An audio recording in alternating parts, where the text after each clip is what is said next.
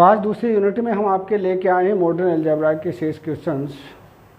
Question number पहला आप देखेंगे कि if F is a mapping from G to G dash, F is a mapping from G to G dash is a group isomorphism that then which of the following is true.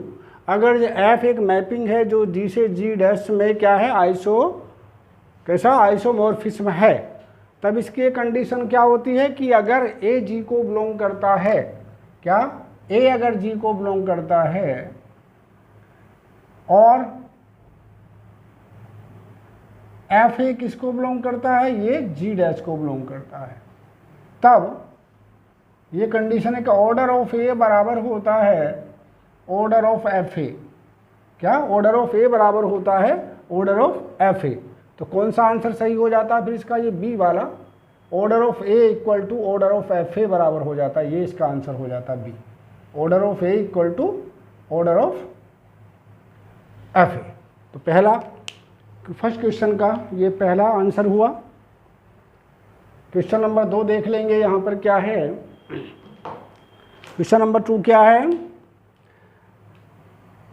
Consider the linear congruence 6x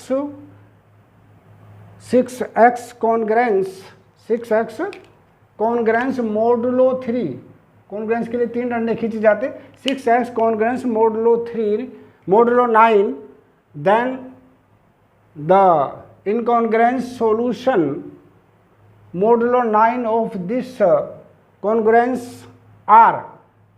अगर ये condition है तो बताना इनमें से कौन सा इसका सॉल्यूशन है। इसका मतलब समझ लीजिए क्या होता है, लिखा 6x कॉन्ग्रुएंस, क्या मतलब है 6x कॉन्ग्रुएंस 3 मोडुलो 9 दिया। इसका ये मतलब होता है, ध्यान से देखेंगे कि 9 is the divisor of 6x minus 3, यानी दूसरे शब्दों में आप इस प्रकार से इसको कह सकते हैं कि 6x माइनस 3 बराबर 9k, जहाँ k एक इंटीजर है। अब इसको करने का तरीका हम आपको बता दें क्या होता है ना, x का मान इनमें से रखते हुए चले जाइए, है ना, एक एक मान रख के देख लीजिए। अगर ये 9 का मल्टीपल आ जाता है तो आंसर वही होगा। अगर हम x का मान 0 रख दें तो 3 बचेगा माइनस का, जो 9 का मल्टीपल नहीं है, इसलिए ये पहला आंसर नहीं हुआ। दूसरा रख के देखेंगे, 1 रख के देखिए तो यहाँ पर रखेंगे 6 माइनस 3, 9 का मल्टीपल नहीं है, चलिए इसको भी छोड़ देंगे। नो सॉल्यूशन को बाद में चेक करेंगे, अगर ये सॉल्यूशन नहीं होगा तो फिर सी इसका आंसर हो जाएगा। 2 रख के देखिए भाई, अगर x की जगह हम 2 रख दें तो क्या मिलेगा, ये 2 रख देंगे तो बताओ 12 माइनस 3 बराबर कितना 9, ये 9 का मल्टीपल हुआ कि नहीं, इसे लिख सकते हैं 9 इंटू 1, ठीक। इसलिए पहला तो सही हो गया। और भी चेक कर लेते हैं, 5 रख के देखिएगा, 5 रखेंगे तो क्या होगा 6 पंजे 30 माइनस 3 27, 27 को भी 9 से भाग कर सकते हैं, अर्थात 9 गुणा 3 लिख सकते हैं, यानी k की जगह 3 आ गया। अगला क्या दिया इन्होंने देखिएगा 8 रख के देखिए, 8 छंग 48 माइनस 3 यानी 45 को भी इसी प्रकार से कर सकते हैं, 9 गुणा 5 यानी k की जगह 5 आ गया। इसका मतलब यही आपका आंसर हुआ। कौन सा आंसर हुआ, डी इसका आंसर हुआ ये, ठीक। इस टाइप से आपको ये करना था भाई। अगला क्वेश्चन देख लीजिए,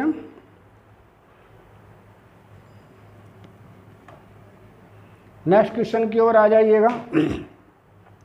इसमें कहा if P and Q are distinct prime, P और क्यू दोनों अलग अलग प्राइम नंबर हैं with A to the power P congruence, ये क्या दिया है ए की पावर पी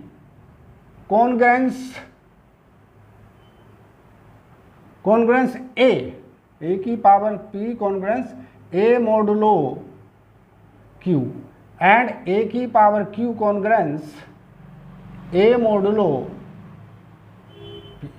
इसकी क्या प्रॉपर्टी होती है, इसकी प्रॉपर्टी होती है कि ए की पावर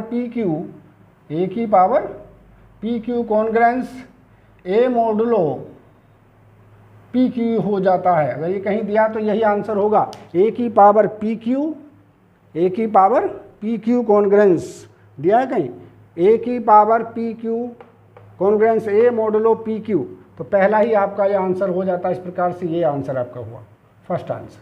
ठीक है, क्वेश्चन नंबर 4 की ओर देखिएगा।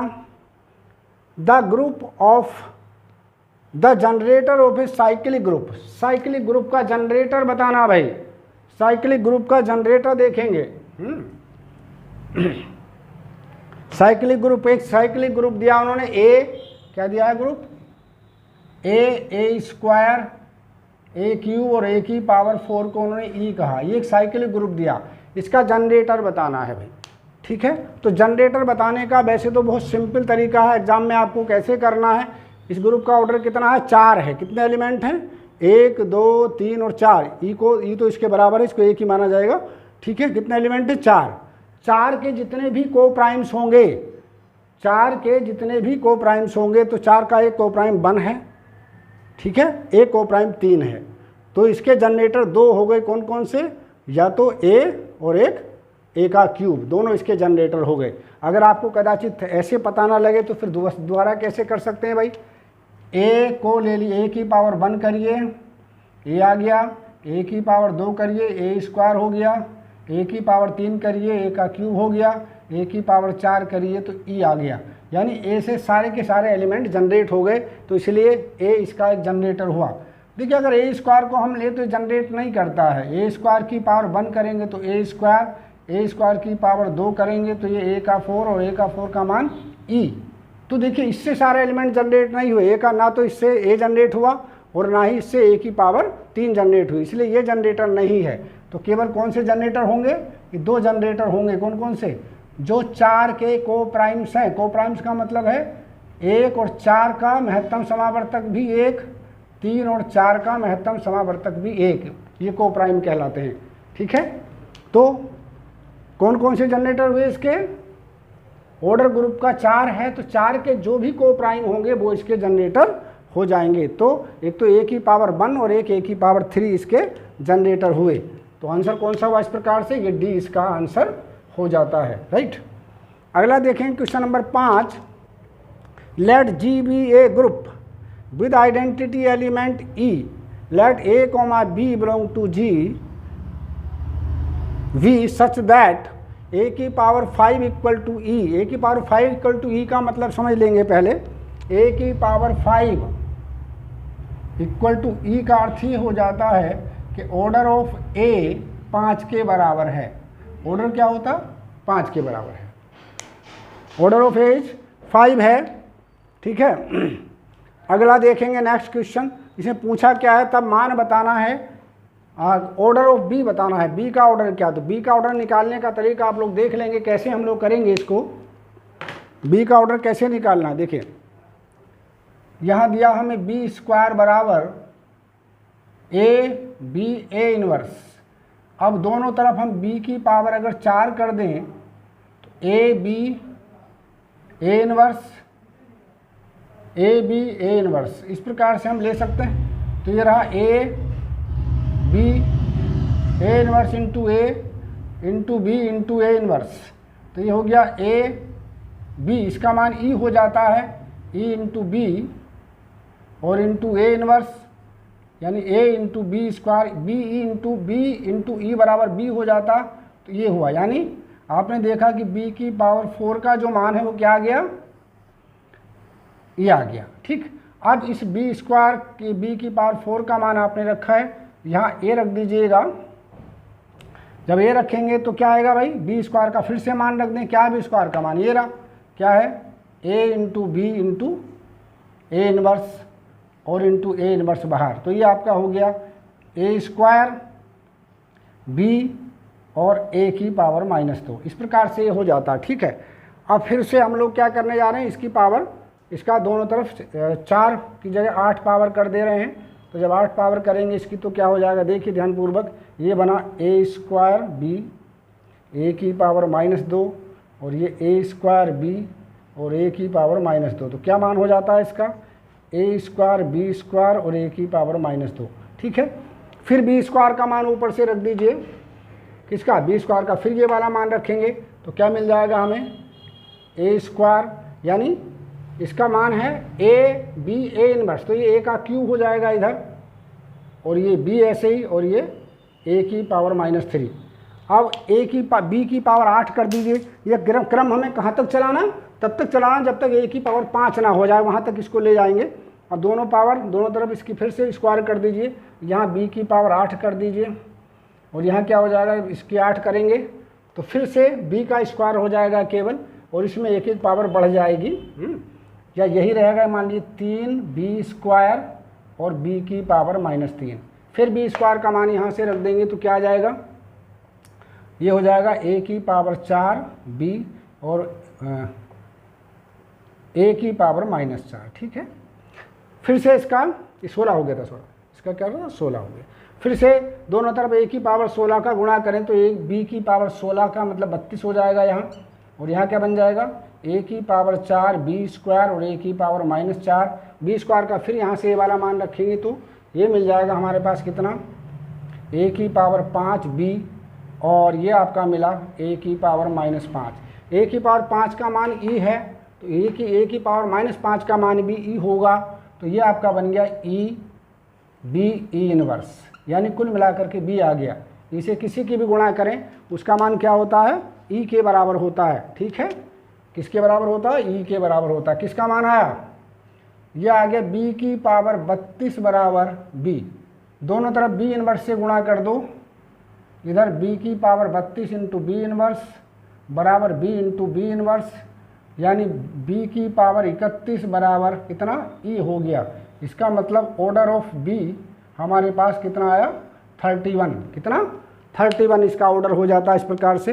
तो कौन सा आंसर हुआ आपका, ये आपका सबसे लास्ट वाला इसका आंसर बन जाता, डी पार्ट। कौन सा, ये आपका इसका आंसर हो जाता है। ठीक है, इस टाइप से आपको ये करना था। चलिए अब अगले क्वेश्चन की ओर हम देख लेते हैं।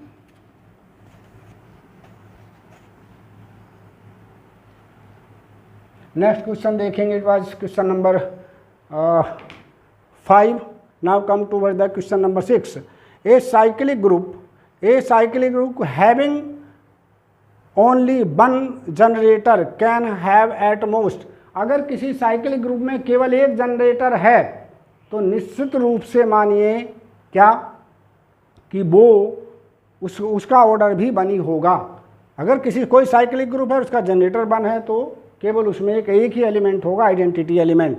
तो क्या होगा, उसमें केवल एक एलिमेंट होगा, इसलिए इसका आंसर क्या हो जाएगा, ए इसका आंसर हो जाएगा।